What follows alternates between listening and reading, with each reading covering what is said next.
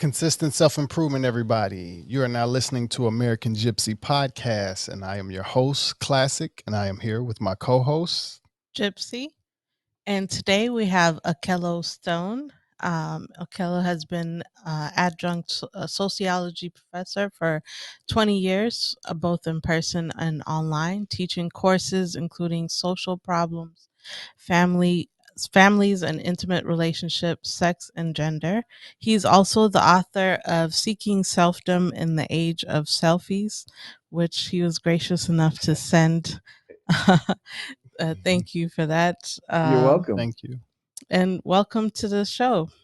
I really find it interesting. I know you have to introduce people, and people have bios, and we're like forced into this box, and like that is just teaching is just one aspect of like my total identity. And it's interesting because I always think of what is the most respectable thing that I do that I think people will say, okay, I'll listen to him. And so that's the one. But in essence, it's just really a small part of like the totality of my multidimensionality. I noticed that you wear so many hats, and I'm like, I'm gonna let him, give him all the other details. I didn't know where to start because No, I know I'm in the same boat, but I thought I'd put that out there because I'm kind of going through a 2022 identity transformation, and I'm trying to like say, people need to stop distancing or start distancing themselves from these occupational labels, and just because we're so much more. yeah. Yeah, I can strongly agree because I did that transformation in 2022. So I've kind of removed musician from the front of my name or the title, Okay, and now and it's this artist.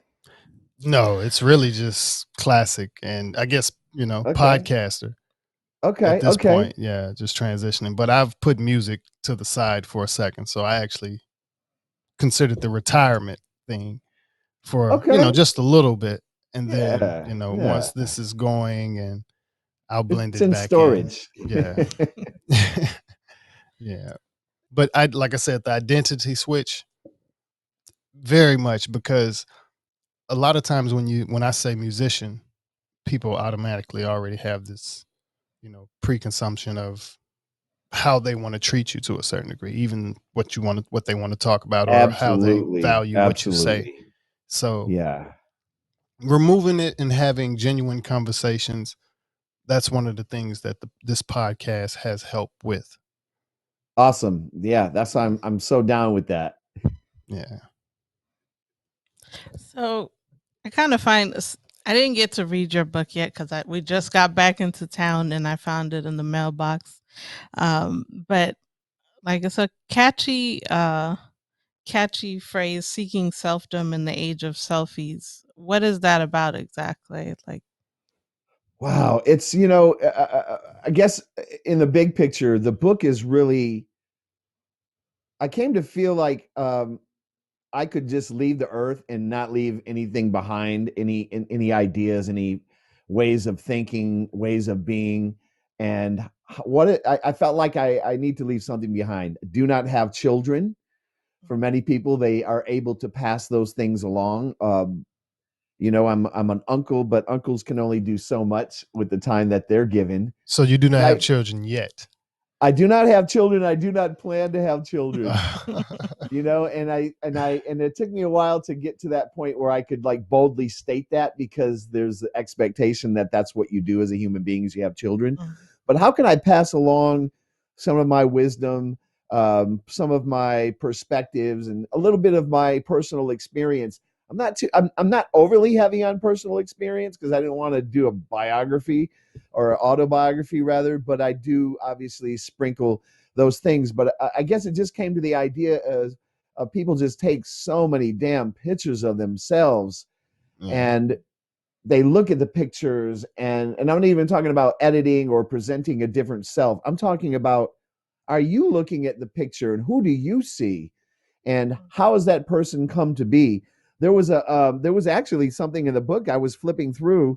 It says we have incredible difficulty discerning what has been imposed upon us and what is of our own making. And I think that is the big discovery question that we all should take. It's like, who am I? How much of that was imposed upon me? Socialization, parents, culture, um, government, and on and on. And how much of it is what I've chosen as like free will expression? Yeah. So, I guess tell us a little bit about the many hats. Like, I know I'm trying to frame it properly, but basically, I know you wear a lot of hats, and we do as well. And how do you, I guess sometimes it's hard to integrate because we call them walk ins, but it's just we do so many variety of things. And sometimes it's hard to integrate all of those. Characters or Yeah. well, I can't say personalities, but more energies. So let's say you're a podcast person versus your 9 to 5 person. That's what you Got mean? you. Or More like, say you are an artist by night, or maybe you do something more logic based or technical sometimes, and you might be a photographer sometimes, or it's kind of touching on different. It almost sometimes feels like two different people. And I don't know, with you wear so many different variety of hats, so I was just wondering if you ever like have issues integrating all of it. Oh my gosh, all day long. All day long. That's a really good question. As you were speaking, I thought about it. And first of all, I don't think that we can integrate all of them. I think the integrative aspect is us. Mhm. And I also think that, for example, when you mentioned like if someone was a podcaster or they had a 9 to 5, I've had 9 to 5s. I've done freelancing stuff. I've done, I pieced it together. I've had moments of time when I was really bringing in some money and have other times of great scarcity. And all of it is a result of kind of the disconnection between all these different identities, ways of being in the world. If you're an explorer, like I'm a nomad too, I moved around this country numerous times, major moves, get rid of most of everything that I have, disconnection and just detached from things. And it's a different kind of life. Not everybody is cut out for it because it can be challenging, and everything has its challenges. So I don't believe that they can be integrated or necessarily need to be integrated. I think that when you do wear many hats, when a hat begins to feel like it's not the right hat, then you're going to go find another damn hat. It just does not stop. And I beat myself up over it for years because I really wanted that linear path. I really wanted this.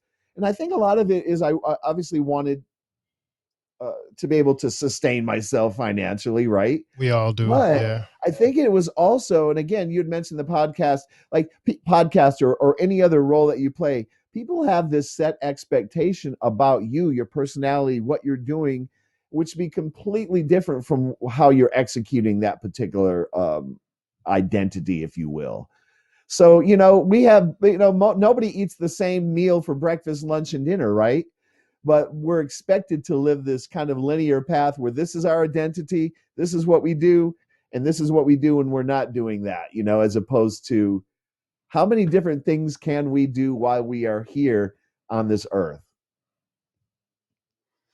So you mentioned as far as a little bit about going to different places and traveling.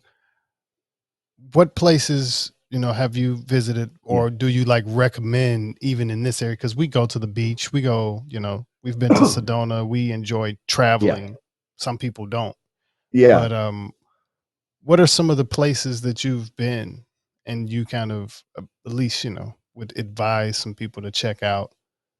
Well, when I kind of talked about moving around and like the whole idea of a nomad existence is like I don't Yeah. just travel. I usually just move. I pick up and move. Okay, I got you on that. I Yeah. started out in Michigan. I ended up in Atlanta, and then I lived in the Bay Area for a while, and then now I'm in LA. Well, that's And I did. traveling. I mean, but I mean, it's just kind of like I don't. I'm like I get to this point where like I don't think this is where I'm supposed to be. I don't know if it's some type of divine intervention or cosmological influence, but I just say this is not it. And I like sometimes I'm like, damn, I wanted it to be it, because moving is a bitch, right? So Yeah. I have been in LA for 21 years, and 13 years ago, I bought a house. And so Mhm. I have finally planted roots. But I'm gonna tell you, like LA there's always so much to discover. There's so much, you know what I mean, to discover that I still haven't gotten around to Now, doing or seeing. if you got the time, I'm open to talk about that as well.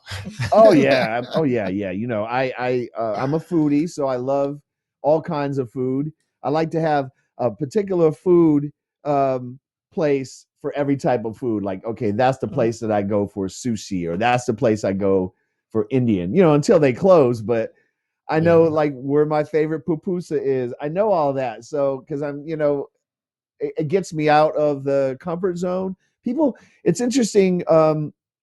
Because I teach sociology and I have a sociological mind, I always found it fascinating the way in which people in this large city will stay in their little area. They Yeah. won't go. Some people will not go south of the 10. Some people will not go north of the 105. So I'm doing things in Hollywood because I'm a commercial actor. That's one of my hustles. Okay. And I'll be like all over in Burbank, all over that. But then the school that I teach at is in Torrance. And then there's people in the South Bay that never go, they probably been to Hollywood once, you know what I mean? And then I used to work in Hollywood, and it was like, how could you live in this vast city and not go to like all around it? Go to like, I just went to Amoeba Record Store. They moved the record store. I love Amoeba Records, right? Yeah. Mhm. I was like, no, they moved it. I mean, they didn't move it far, but I'm like, okay, let me just accept this change. And again, it was quite a feeling to be in Amoeba Records for the first time in over 2 years, because I Wow. don't really go Yeah, I've out too never much been. unless I have to. Yeah, we Yep. used to pass by when I used to drive Uber, like the first year we came out to LA, but Okay, I never yeah. got a chance to go in. But Oh I yeah, Yeah. if you like records and Yeah. Well, as a media. musician, well, I still wasn't into big on, I guess, records like that. I made it to the Guitar Center, but not, Right, right. yeah, Yeah. not to the Yeah. yeah, Well, I'm a Amoeba. listener. I'm a listener of music rather than a musician. Yeah. I did notice though when I first moved to LA, like people do not leave their city. So if you Yeah. live in Santa Monica and you have friends in Pasadena, they probably won't see each other. And Yeah, like you seem like a really cool person, but man, you live like a little far away. I don't think we could Yeah. we could ever connect, Like maybe on a Tuesday at 11. Uh-oh. oh, We we lost lost audio. audio. Oh yeah, sorry. I Okay. said like maybe, like I actually plan my movements based upon how the traffic is flowing. Yeah, Yeah. because traffic will you think maybe your average 30 to 45-minute trip could turn into an hour and a half to 2 hours Yeah. Yeah. easy out here. I mean, I finally did get a library card, and I got the app called Overdrive, and so I've Oh, been knocking out some audiobooks Okay. while yeah. I'm in the car. That was my favorite part about driving. Yeah. I was doing So, Audible a lot Yeah. when yeah, I was yeah. driving So when I was like make driving it Uber. work. Yeah. Yeah. I mean, Audible was cool, but there's just like limitations. Like there's like how many, you can only get like one book or two books. Yeah. And the Yeah. library is like, there it is, the library, man. That's True. like our we're paying for the library. Let me use the damn library. I do miss having physical books. Yeah. Yeah. But No, I we've do like physical books as well. I do have an attachment to them and turning the pages and and then passing them along. In my Yeah. particular book, I did not sell that many copies of my book. I sold about 25 copies, and it's been around now almost 2 years. but I have given away and or mailed about 275 copies. Okay. Which was my purpose of reaching people. So that's the other thing about this book. I wanted to find out the people that I have known through the years in various networks and various arenas.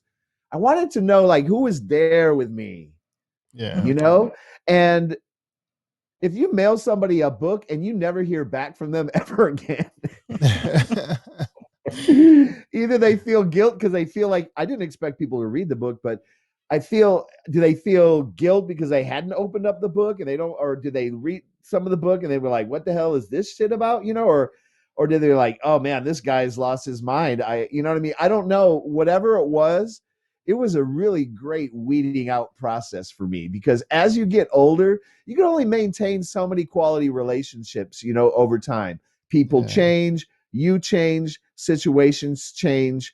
And how do you know that you are still in alignment with people who you were very once well connected to? How do you do that? Well, we've done a lot of weeding out. And we kind of move around a lot too. We're nomads, so it kind of from my relationship with music. I was a music producer, singer, songwriter. I could, cellist.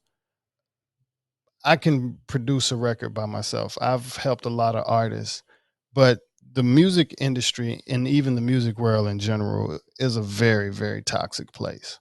And you have a very, very large amount of toxic people at, one place at one time. Oh yeah. So I've dealt with a lot of toxic people. So I've had to, that was one of the reasons as far as it helped me also restart, completely just kind of sit out on music to kind of disconnect from toxic musicians, to not attract toxic musicians in the name of music. That was one of the things. So that was a weeding out. I'm from Mississippi. Most of my family is there. We just came from there, from my parents' celebration, birthday celebrations. So that's where most of my family is. As a musician, there around 2002, 2003, when I kind of first got into the studio part of recording. You get a lot of, you need to leave here. Your music needs to, is better somewhere else. It'll be bigger. It should be in a bigger place, or you need to go somewhere where you can get a better opportunity with your music. So once I left, a lot of people couldn't leave. So that, in a way, was a long time ago, was a weeding out process, as when the reality hit to where, okay, no matter where I go, I can't bring everybody with me. So those that can come will come, So that's something that I learned. Okay, I'm doing me and just continue to kind of do me. And you learn with life. I'm 38 years old. So you learn kind of with life. Some people do, not everybody do, because we live in LA again. Right. Some people didn't get it. Yeah. Right. But you kind of get to that point to where you try to figure out the energy you do want to keep around, and the energy that no matter what, when they see you happy or when they see you sad, they do want to, or even depending on what you're doing, your music wise, is it supporting them? Is it all about them? Or is it we're in this together? Like I said, I've helped build a whole music project before, and the artist was still going to a egotistic type of way. So yeah, I've learned, and kind of studied people a little bit to realize. And also my wife is my best friend. So that's another thing that I have that a lot of people don't have, but I had that. So it's a lot easier when you do have someone that you can fill a lot of that outside void with. Got you. Yeah. Yeah. And that's, like I said, it that helped. That was one of the things that, like I said, even now, over the past 2 years, I value it even more because it's only going to get harder for people to either break the find someone through the mask or or break the habits that came along with the association of mask or no mask, almost to a certain degree, kind of almost what I'm saying. But yeah, that's kind of my weeding out process. I've went with life and I've learned how to go off energy now. So if I don't feel the energy, if the energy isn't there, it's usually not.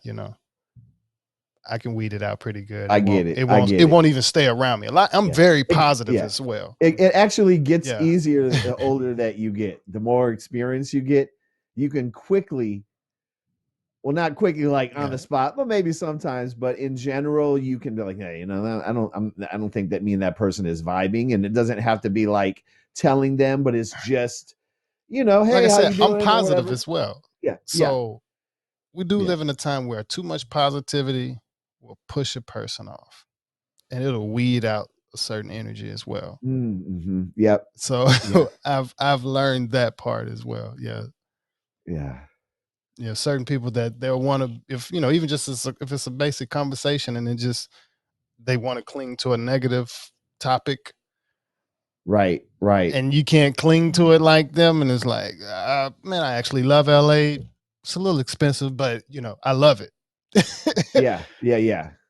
That's the separation in conversation a lot of times, even just for me, where the basic in the day, I can't just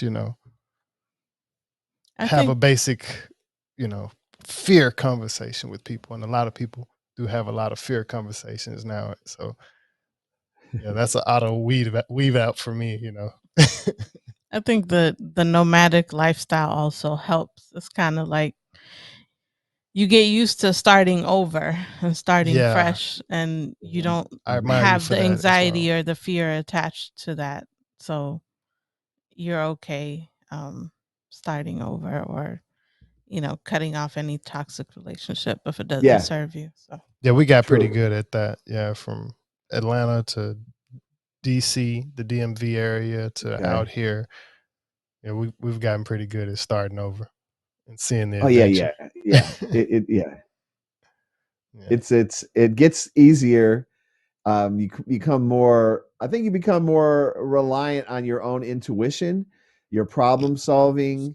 It's like, the thing about it is just the physical act of moving, and that kind of thing is the hard part, right? Yeah.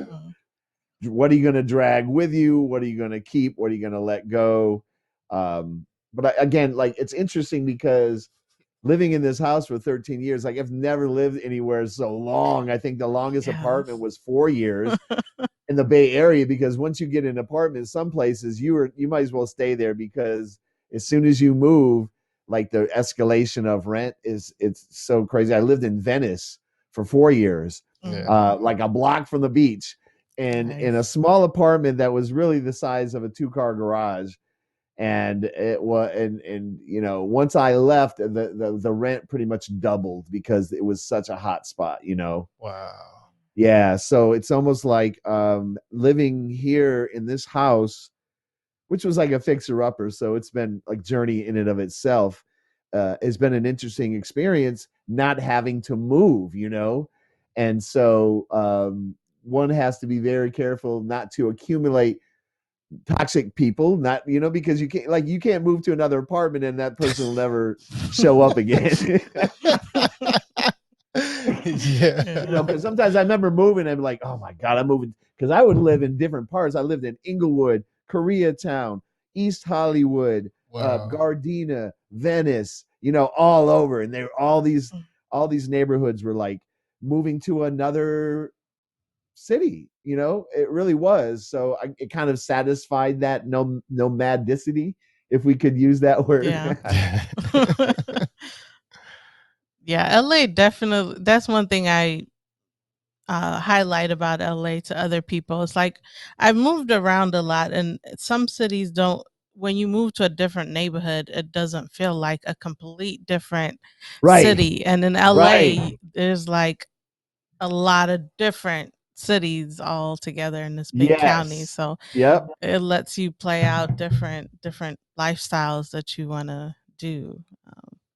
Lifestyles, eating habits, Yeah, and it's like who lives around you? Like, who do they look like you? Do they not look like you? yeah. Yeah. Really. What's your favorite neighborhood in LA? Oh man. You know, it's different because, you know, again, so we have the different neighborhoods, but we have like time changes things. Yeah. Because when I lived in, like, when I first moved here, like, Venice was my spot. I love going to Venice. It Yeah. was still earthy. It was still, you know what I mean? It was not, Abbott Kinney was not like what it is now. You know, Yeah. like there was this different, there's a cultural shift that happened over the time that I've been here. So I don't know if I could say that Venice would be, at the time when I lived there, I felt like this is home. I love it here. When I got back, you know, when I got home from this, from whatever I was doing throughout the day, I knew I was home. I could go to the beach and watch the sunset every night and not have to, like, you know, drive and park. I mean, um, I spent most of my time out of the apartment, so it didn't have to be big. The apartment was where, like, I showered, cooked, and then at night watched TV and went to sleep. But most of the time I was riding a bike, I was in the water and doing those kind of things. So I guess in terms of that outdoor active lifestyle, people watching, I do photography. Always amazing things to see in Venice, and visitors and skateboarders and people painting and doing and being. So I guess Yeah. even though it has changed to some degree and Yeah. turned into, like, it kind of went from like a thrift store into a CB2. I think it's still, there's still that the people aspect of it. You know, there's still the people Oh, aspect of it. But I um, love Venice. I think that's one yeah, of the places I always take, visitors yep, to. It's changed a lot over the pandemic, yeah, it especially, has, but it is, it's it all still does. It's classic yeah. LA. I don't know. It's still It's still beautiful. classic LA, Yeah. absolutely. Yeah. It's still beautiful. What about beaches? What's your favorite beach? I know we've had several different ones over the time because we like to snorkel and do water activity. So, like, what's your Oh favorite yeah, beach, and do you have a different one for certain activity?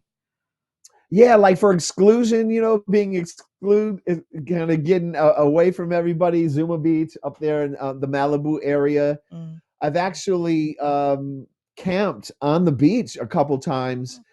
Going up PCH, there's a place called like Emma Wood. There's like places where you basically plop your tent right on the beach, Mm. and to wake up in the morning to the waves is wonderful. Friends gather at Dockweiler for a lot of events. You know that, so it's a lot about where we are, like, you know, going up and down the coast. I don't really get much south, farther south than Redondo Beach. I think I went to Huntington Beach once to buy my Jeep, and that was like it. But like, so like maybe Redondo Beach is as far as south I go, which I've actually ridden a bike there from Oh, Culver City. That's wow. Yeah. quite a bike ride. And then as far north as like Malibu and those kind of little state parks where you can park on the beach, or you can camp on the beach. So it would be those places. But yeah, I definitely, I'm always one that I will get in the water. You know, I will do whatever's happening out there. Some people go to the beach and they kind of just look at the water as like, I got to be in the water Yeah. at least Yeah. at some point. And again, there's the other aspect of the beach is there's such a great joy that I find when I see families and their little kids, and the kids ex, experiencing the ocean for the very first time. I mean, it just doesn't get any better than that. Like the simplest joy of, you're on the edge of this continent in this big body of water, and everybody is drawn to it because everybody knows that it can give you this sense of relief from, you know, the rat race or whatever you want to call it. It is a sense of relief. It's like a sigh. You know, Yeah. and you feel that in people, and people tend to be nice. If you're along the coast and people are, you know, dipping their feet in and they got their kids, people are really nice at that point on the beach. As you get Yeah. closer inland, not so nice. Yeah. Yeah. We've had a lot of friendly people approach us on the beach. We usually go out to Laguna Yeah. I to would do some definitely. Okay. snorkeling. Yeah. Oh, nice.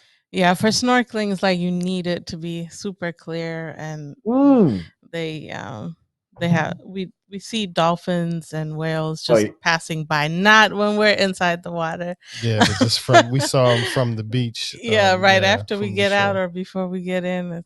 oh But wow, I have never been to Laguna. yeah, I need to know. Crystal Crystal Cove Yeah, Beach Crystal is our Cove. favorite Yeah. one. Oh wow, okay, But cool. I yeah. didn't even know they had, you know, because the only place that I would go that I've gone where I felt um there were some activities that were different was going to Catalina, and I did the kayaking because I Okay. like to do the kayaking. I like doing zip lines. I like doing I parachuted. Like I like to try everything, you know. Yeah. So hang gliding is something I would love to do as well. Yeah, I want to do some jet ski stuff. Oh, Catalina, man! Like there's a barge. Um, Oh, there's a jet ski barge. You basically go to Catalina, and then they'll take you on a boat to this barge that has all these jet skis, and you're in open water in this Mercedes jet ski. And I have to say, like, of all the things I've done in my entire life, that was the most exhilarating, the most Mm, fun ever, ever. I yeah, have not been able to beat that. I just opened it up on open water, and it was just incredible. yeah, definitely I think I've seen gotta like do they that. have trips that go from like Long Beach to Catalina on a jet ski. Like they take Oh, you as a group. oh, It's like a oh, 2 hour thing. Yeah. oh! Look at It's you. pretty You are cool. in the know. You are Miss Groupon over there. Yeah, I know. We're adventurous here. Yeah, yeah. We do enjoy the water. Yeah, Well, you're in the right place. Yeah. yeah. What is it about LA that made you, you know, plant roots? Man, I think that I've been very obviously I've had traditional jobs, you know, I've had traditional kind of career paths. I worked in HR, corporate HR, and then I made the kind of the shift into higher education.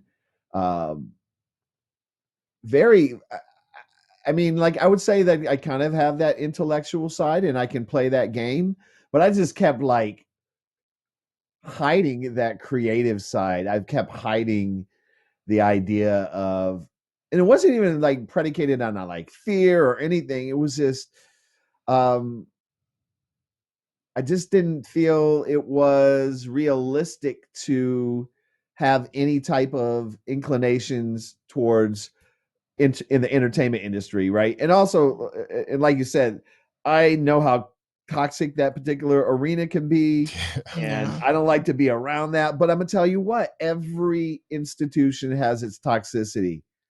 Mm, I put higher education on a pedestal as this transformative thing that will change the world, and I'll go in there and I'll change the world. And I realized that you can influence people, but you're not going to be able to change the world, and you're going to be fighting this institution. And so, at a very at the ripe old age of 38, your age, I was like, you know what, I want to be a TV show host. I might never get there, but I know that's what I want to do. And so I found different ways to express that aspect of me and develop that aspect of me. And like I guess doing the commercials, it brings in a little bit of money, but it was really so I could have an opportunity to meet different people and find something that I could really put my heart and soul in, not something that I would be like pushing off something onto other people. So like I look up to people like um gosh, oh, I'm totally lost my mind, or my mind. I totally lost my train of thought. But I look at people who would be like exquisite hosts on TV that host their own show, whether they're a chef or a traveler or things like that. And I want to ultimately, my dream job would be hosting, developing, producing, and hosting a show that really goes deeper in the exploration of human beings. And because I feel like we are failing, and I say we in the collective sense, but I feel like we are failing miserably in cultivating empathy, compassion, and moving towards a society that that values everyone. I feel like we're failing miserably, and it's killing me because I can't do much. I feel like I could do more in higher ed, but it's just not enough. It's not enough. It's not a stronger reach. I feel like I need Yeah. a stronger reach. So that's really where my head is at right now, and that's really what I want to focus on for the next couple of years.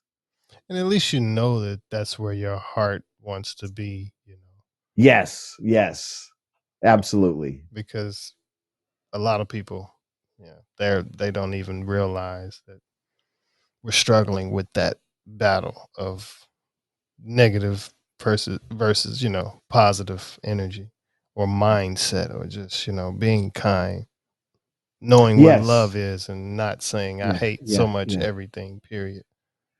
Yeah, I'm not. I mean, I am not driven by material wealth or fame or that kind of gain. I kind of There's a part of me that wishes I was, because I feel like that would be an easier life than kind of just being tormented by seemingly impossible things to accomplish.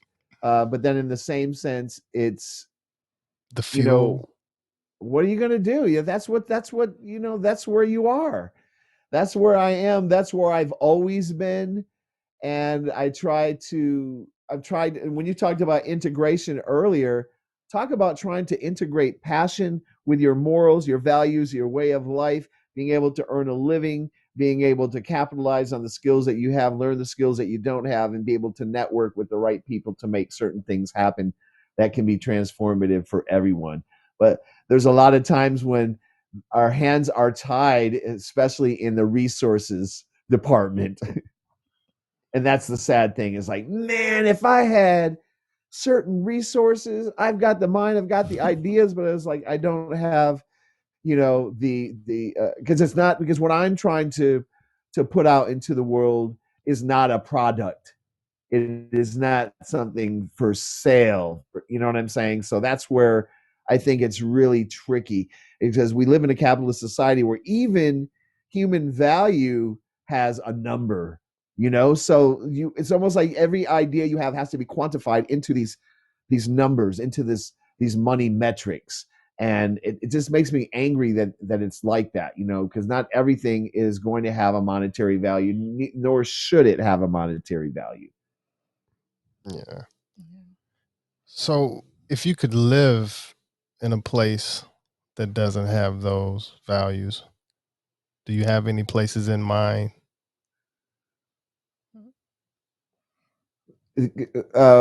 Any places in mind where That's the not quite that what you would think that is not quite money driven as far as a society. yeah, you know what, I guess in the modern day, sadly, the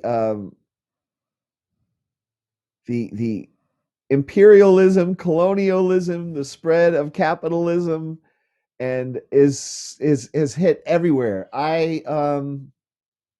What was it? Dang, I can't believe it's like 6 years ago. I went to Bali for a week long yoga retreat, something completely out of my wheelhouse. I saved for 2 years to do it. I went with a group. I flew by myself to Australia and stayed for a couple days, and then I flew to Bali, and it was an amazing, incredible experience. And sadly, though, I did see how Western, materialism, capitalism had penetrated that very, like very majestic, magical, for lack of a better term, Mm. place. Yeah. So then here we are, here I am, a Westerner, in Bali, kind of like taking advantage of their capitalist ethos and the retreats and things like that. So it's almost like inescapable to some degree. Mm. But if I really thought about it, just living in a somewhat isolated island somewhere, where your basic necessities are met, and you can create art all day, and maybe only have to connect with the outside world through digital means like this, like have a setup. Yeah. That would be ideal for me. Yeah, I think that would be ideal. Nice. I could agree for Yeah. something similar. I don't know where that is. It's there. This Earth is big, so It is. it's Yes, Earth definitely is there. big. Yeah, exactly. More recently, like a lot of people have been starting podcasts to kind of go along with a book, and I noticed you also did that. Yeah. Has that helped? Whether it's like promoting the book or just for your audience to have a better understanding of the book. How's your experience been with that process? I call it a limited podcast series because I only did, one for every chapter. Mm-hmm. I did not have guests. I did not. The idea of scheduling and logistical scheduling and all that kind of thing, I was like, I could do it, but I just see, I don't want to do that. So a very good friend of mine read the book, and for every chapter, she came up with 3 really big questions. She recorded her voice asking the question. I would play the question, and then I would answer it spontaneously right then on the spot. So it felt live, and it felt, it was almost this like, okay, no one's asking me about this damn book. Like, no one wants to know anything about this book. You don't want to know more? I mean, I don't give you enough. I didn't go deep enough. I wanted to kind of sprinkle a whole bunch of things. It's like there's so many things I wanted to start a conversation. I wanted the book to start a conversation.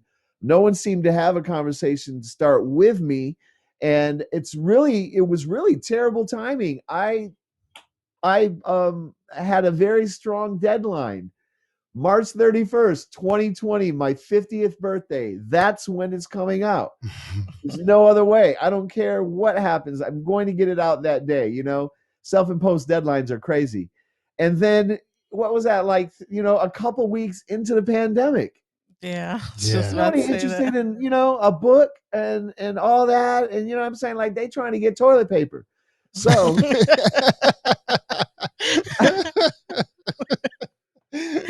but I was like, you know what, damn it, I am going to do a podcast because it's within my wheelhouse to do. And I want to talk about this damn book. So I talked about the book, and she gave me so really good questions. I felt like it's like, give me more. I'm like the type of person who like, let's talk, bring it on, So I think the adjustment of the expectations around the book is, I feel like I did everything the right way. I feel like I executed and did it the right way. If it's not what people want, it may be what they need, but if it's not what they want, there's nothing I can do to control that. You know what I'm saying? It just was like, even this year, I was like, okay, maybe this year I'll do a workbook, where people can, but I was like, you know what? The idea of the book was not, I'm going to tell you what you should do. The idea is, I'm going to influence you to think about something. And what you do with it is up to you. And you may not do anything with it, right? What you do with it is up to you. There's too many times that people are trying to give these cookie cutter approaches. And me personally, I'm coming from the thing is like, that's not how I operate. I do not want I do not want a step-by-step guidelines. I want to see what the big picture is. I'll get there my own ways. Like, everybody's on that path. I'm like, I'm going to take this little path here, but I'll meet you on the other side, So I was hoping that I would find, people who who are like that as well, who don't need an instruction manual to put something together. They just need that picture of what it looks like when it's together. Yeah.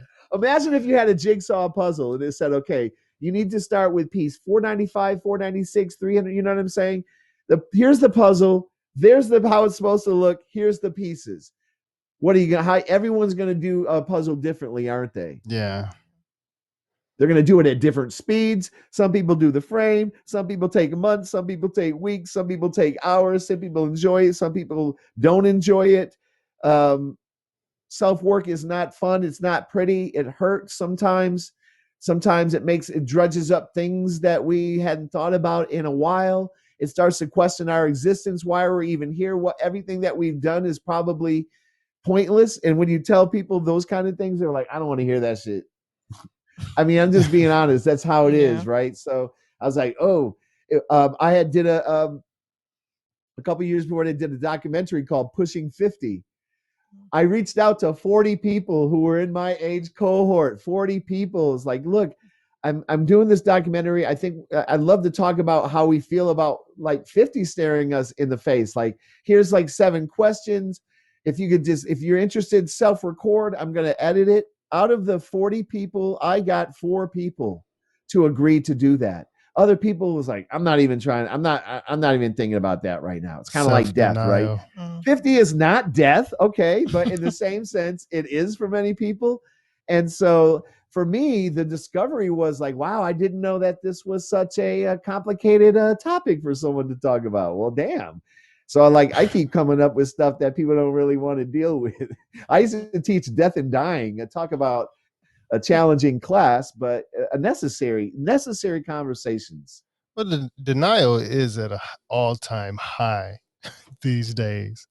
And yes, I could say that with my parents, they both just turned 70. Okay. And I don't know, I guess my mom, her energy was recovering from, I guess, a little cold, or so she had a different energy. My pop's best birthday ever is like a completely new spark I could see with him. Wow. So that's something that I can, I look forward to, that getting 70, and getting, 80, getting 90, that's something that people have to look at differently versus, oh, I'm getting old. No, it's a celebration, because a lot of people don't, they don't get to live that long. Yeah, I mean, spoken from someone who's 38 and all the parts are still working, it is. Oh, they hurt though.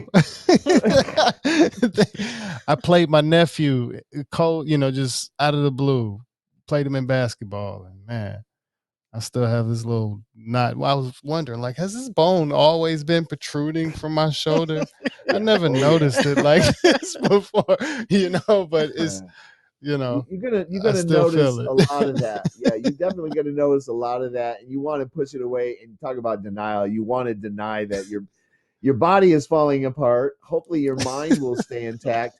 But I think what was interesting in that process, if I may address that, is one of my good friends who was part of that project submitted the videos first. They were like 2 or 3 minutes, 7 questions.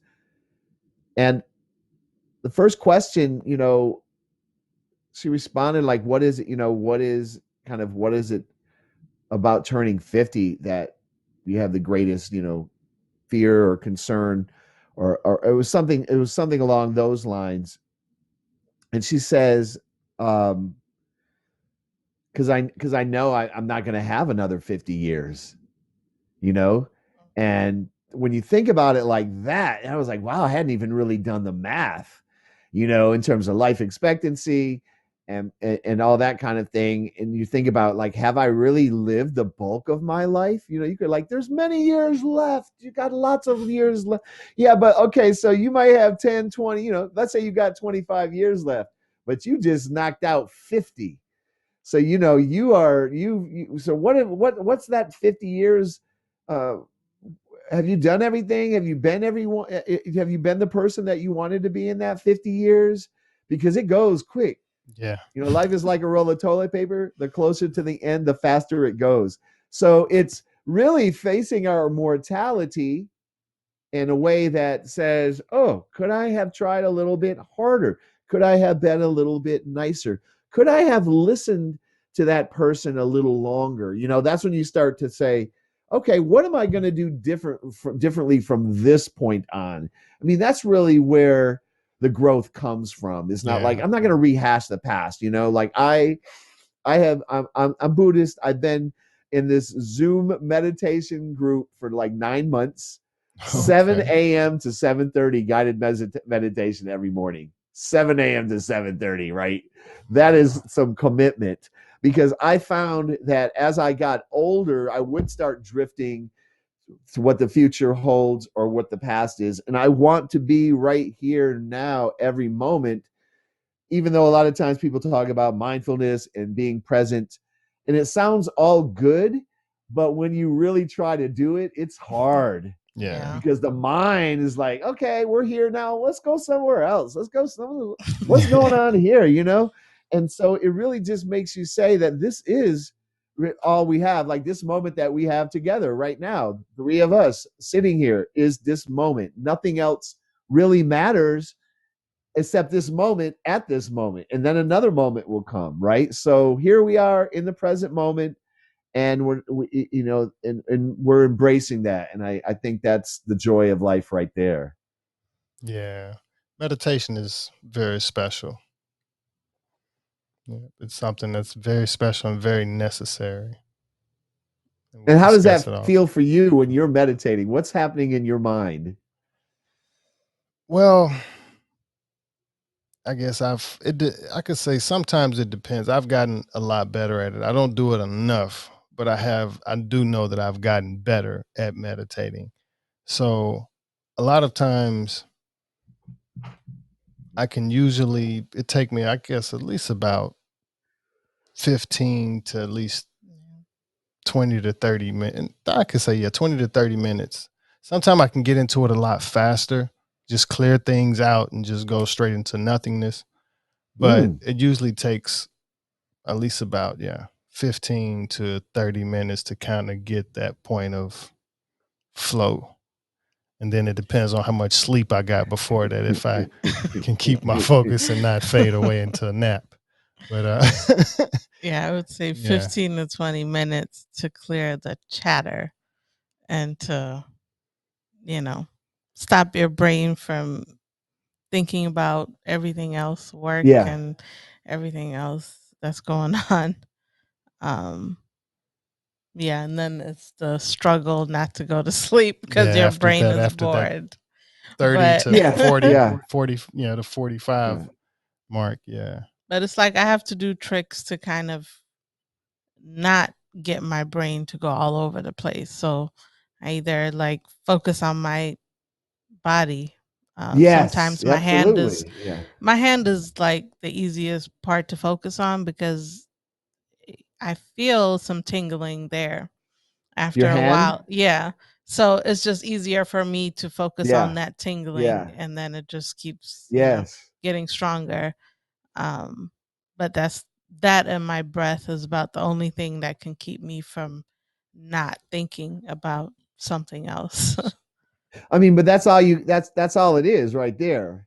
Yeah. It's the breath in the body in awareness and coming back to it over and over and over and over again. And the fact that, classic, you said, then I'm, 15 minutes, then I'm in the flow. I'm like in the flow for like 2 seconds and then the bell rings. And I was like, oh, okay, well, we got that. We got there. That's what I was saying. 15 to at least, maybe 20 to 30 minutes. Yeah, I'm talking like the top of the in breath and like, wait. It was there. I had that moment. I had a moment of just of disconnection, of introspection and just quietness. But the rest of the time is, okay, where are you going there? Why are you trying to make a sandwich right now? Come back. Oh, your foot is, your foot is throbbing. Okay, it's cold in here. Wait, it's not cold in here. Okay, do I hear the garbage truck? Okay, you put the garbage up. Hey, get back to your hand. Get back to your foot. Okay. Oh yeah, you're not comfortable. Move a little bit. Like then there's this like rigid back and soft front, and then all these kind of techniques. A lot of You times, got all again, the yeah, I just really, that's the other thing that I really want to do. Like I'm thinking of, this is my old man. Like this is what I'm going to do when I'm an old man. I want to be a meditation teacher, and I want to have a koi pond. Those are the things that are on my list, because I have a huge garden, about like a 3,000 square foot garden that I've been working nice. on for 13 years for my old man days. So I can, if I can't move to that island, I will be in the back with the koi fish.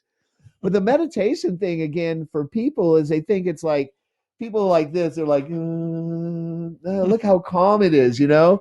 But like, no, there's like a war being raged inside of my mind, and I'm like Yeah. battling it out. And I'm trying to say, the chatter is going to continue, but just like, I like to think of the chatter as chatter, chatter, chatter, chatter. And then the farther I get away, kind of like going to the beach. You ever notice in the beach, you hear all the sounds, and the closer to the water, the farther away from the street, those street sounds start to dissipate. Yeah. You know, so that, if you think about like the analogy of the beach and meditation, is a lot of people think you can meditate and it's like walking to the edge of the beach and you don't hear anything, but most of it is you still on the edge and you're trying to come as close to the beach as possible. You can kind of have a moment where you hear it, and then all of a sudden you can just hear everything. It's going to be there, right? Those sounds are going to be there. So it's not so much about that they disappear. It's about you training your mind to not latch on to them. Like, Yeah. to me, to not say, I could say, oh, garbage truck. Oh, cat meowing. Instead of saying garbage truck, is it, are they going to dump the garbage? Is it going to spill out? You know what I mean? Like, what's happening? Are they not going to get it? Because sometimes they forget to get it. Should I look out the window? Wait, you're meditating. You can't get up and look out the window.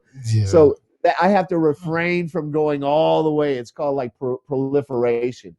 Proliferation is when you take something like, oh, I hear a bell. They'd be like, what is the bell? Who's ringing the bell? Why is it ringing? How far away is it? Should I be concerned? That's proliferation, right? As opposed to, oh, there's a bell. So that kind of stuff, I want to bring that to the people. I want to bring that idea of it is not this serene ding. You know, it's not. It looks like that. Yoga. One trick I found, the easiest time for me to meditate is after yoga.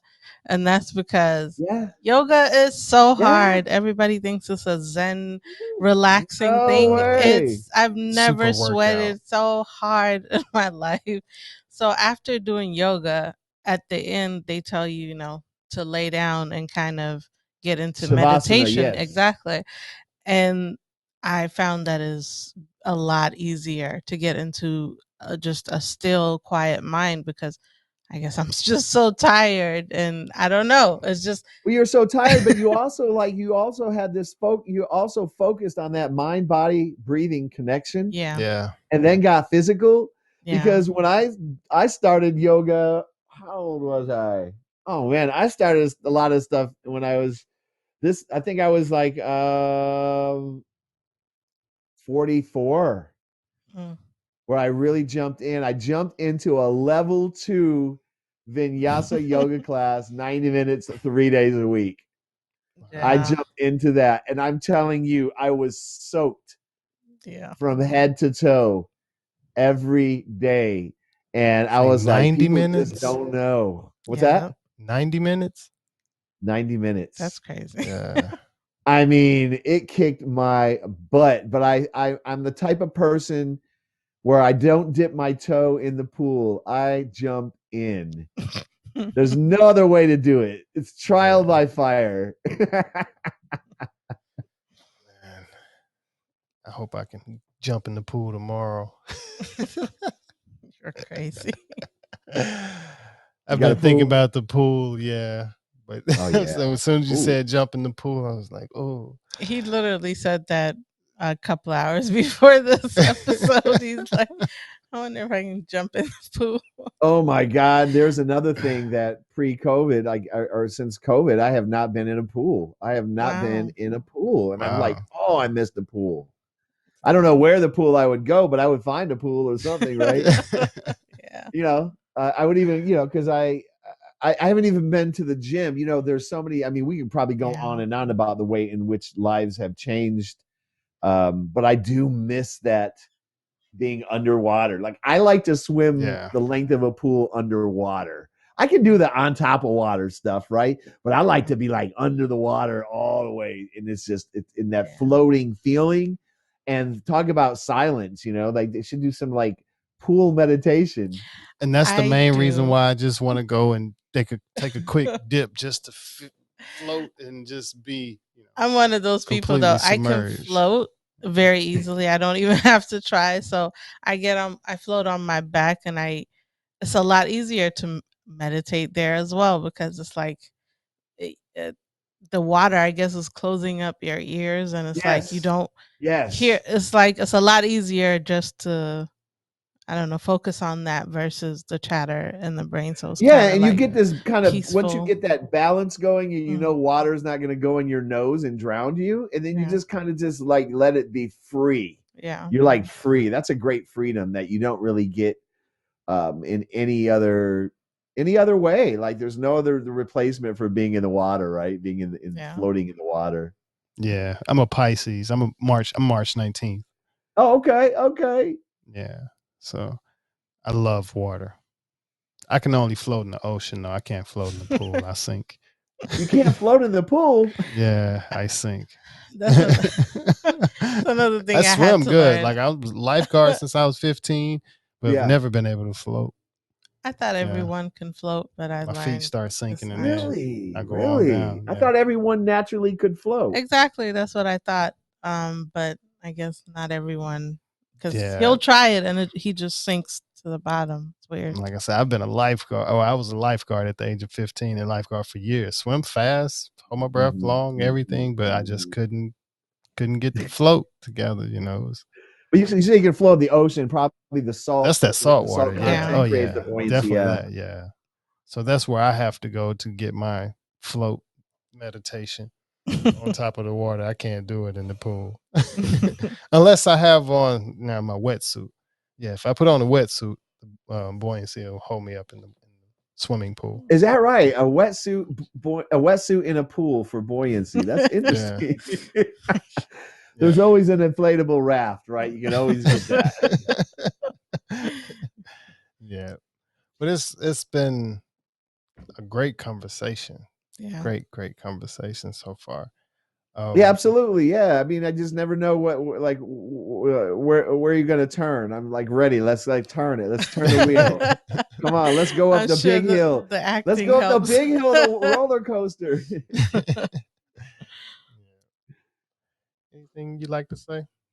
Or I guess before we close it out, let them know where they can find you, or anything you want to leave the audience with.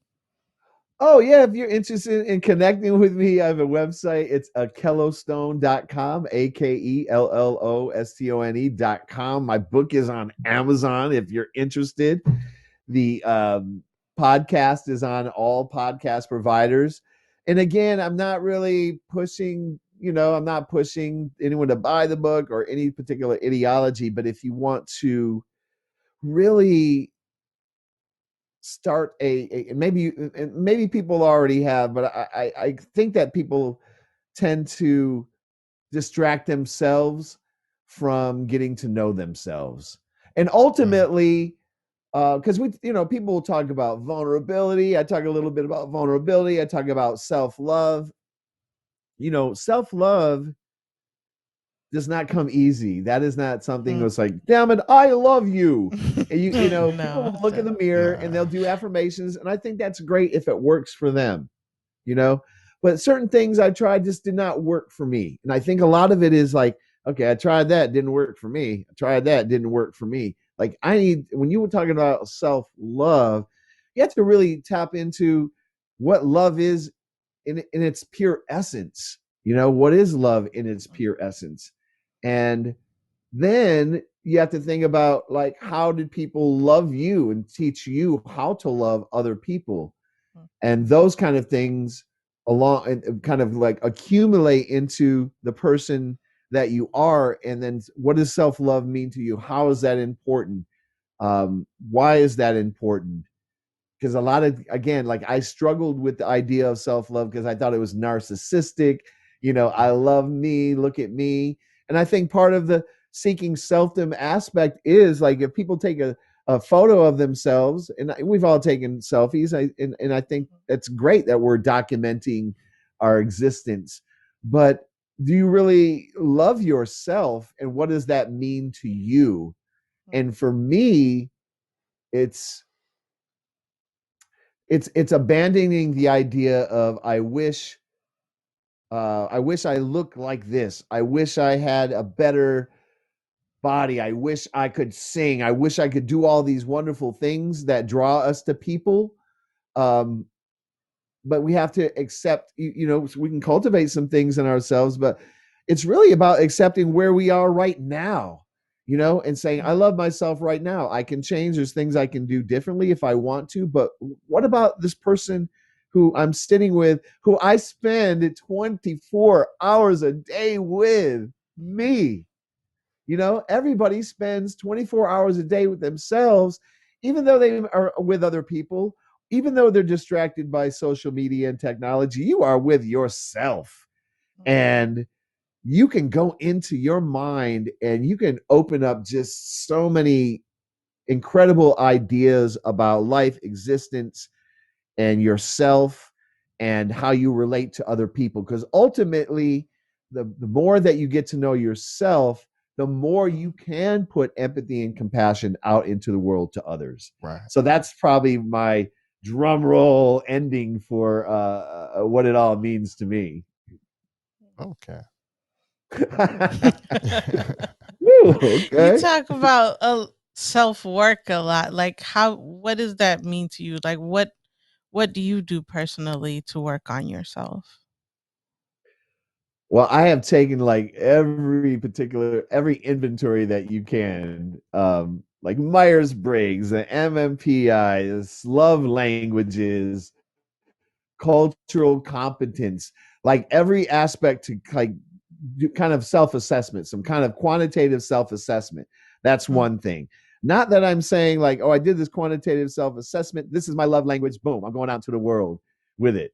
It's like interesting that this is capturing something about me that I can either um, accept or I can reject.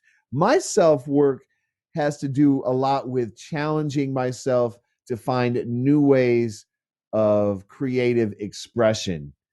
Um, I write, I paint, I sculpt, I do illustration, I do video editing, I do photography, I do some music composition.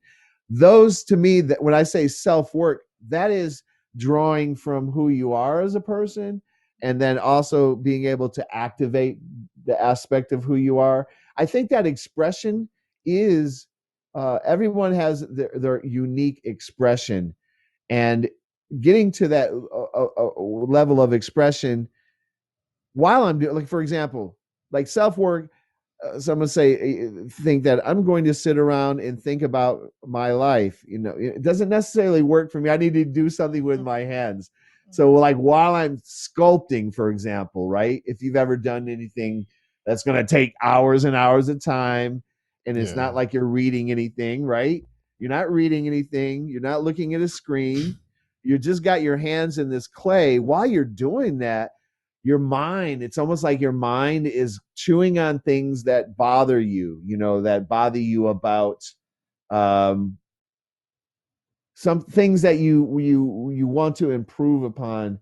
Like, for example, there's always things I want to improve upon, but for me, I want to be able to not only communicate with a consistent level of positivity, but I also want to think that way.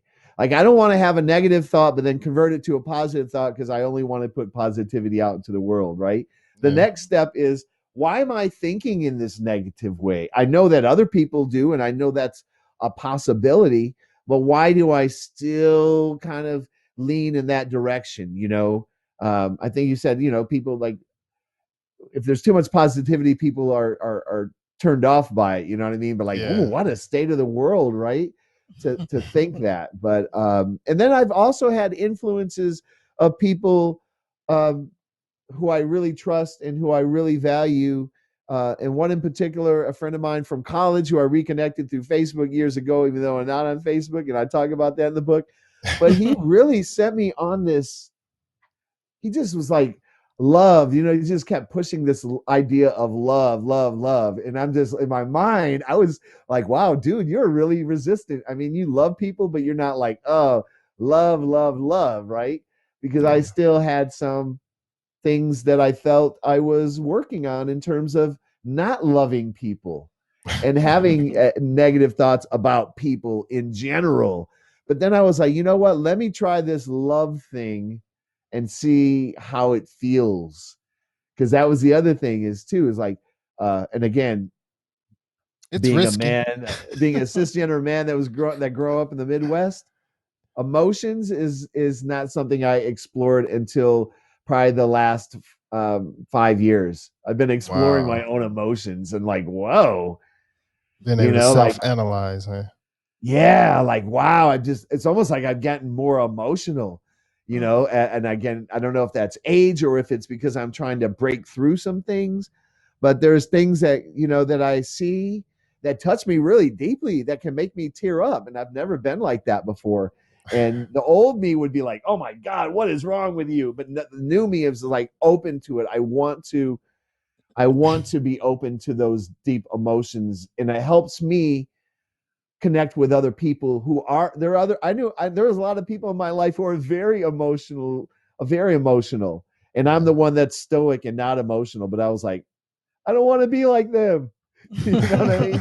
But then I feel like I think we could all use a balance in our emotion and logic, right? We all, and it's not like, oh, I want to just have a good cry, but sometimes I wish I could have a good cry, but it just doesn't happen like that.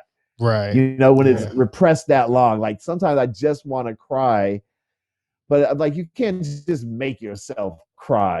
I did one time for an audition and I didn't think I could do it, but I had to cry on camera and I did it. And I think I just tapped into like the sadness that, people feel in their lives, the loneliness that people feel in their lives. And it just really, I thought about it and just really made me cry on the spot. Synchronized with the part pretty well. Yes, it did. Yeah, it did. It did. And I was like, oh my God, I really did that. Maybe I am on the verge of crying on the drop of a hat. Probably not, but it's a powerful feeling, to tap into repressed emotions. That's like a whole nother conversation, of going in that route. And again, you look forward to that when you get 50. Then you start like, oh, I'm all in my emotions now. But it's always a good thing to have, especially a couple of tears of joy that cross often, to practice trying to. Tears of joy, tears of pain, joy and pain. Yeah, because crying is therapeutic. Yeah. At least to me. I don't know.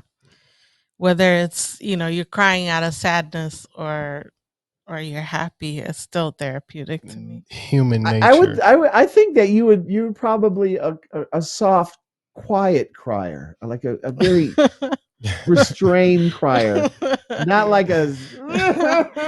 Am I right? Yeah. There it is, like really coming down, but like it's just she's crying. This is so quiet. Yeah.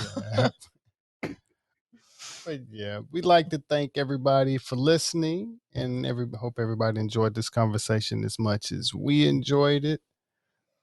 For all of the links, I don't know if we gave out the American gypC link. Oh, definitely check out some of our ocean or beach videos on the American gypC podcast if you're interested in seeing the snorkeling at Laguna Beach.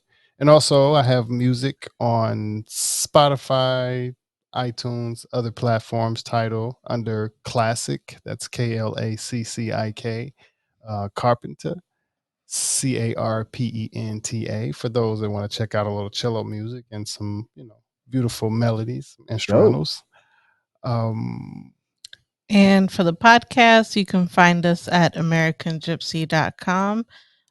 There you find links to our online store for merch, for our consistent self-improvement merch, and our Patreon for memberships, and our YouTube channel. Definitely subscribe to get more of these podcast videos and watch some of our adventures and travels. Akello, it was great having you here. Great having you. And definitely, if you're, want to come on live, we're also available for that. Yeah, if you'd like to come in studio. Oh yeah, that would be fun. Yeah, down and talk. absolutely. I mean, that was like I kind of debated whether or not I was like, oh gosh, like, oh come on, this. I still have that. It's a pandemic. Just sit your butt at home. Even though if it was not, I would definitely have been, because I believe you're downtown. I love that. I love in person interaction, definitely. But I felt like this felt really good and very natural. Yeah, It was did. great. Yeah, I enjoyed even looking at your setup. Thank you. Thank you. One of the more professional setups. And I meant to say earlier, I really like your shirt. I thank was you. distracted by it a couple of times. It was really nice. I wore this intentionally. I got this intentionally because it's like cosmic, the universe. Yeah. It's whenever I just feel like I just can't take another step, I think about space and the cosmos and how incredibly insignificant my little tiny speck of a life is, and then I just say, okay, keep it going. Yeah. That's perspective right there. Yeah. So thank you to everyone again, and consistent self-improvement. Peace. Peace. Peace.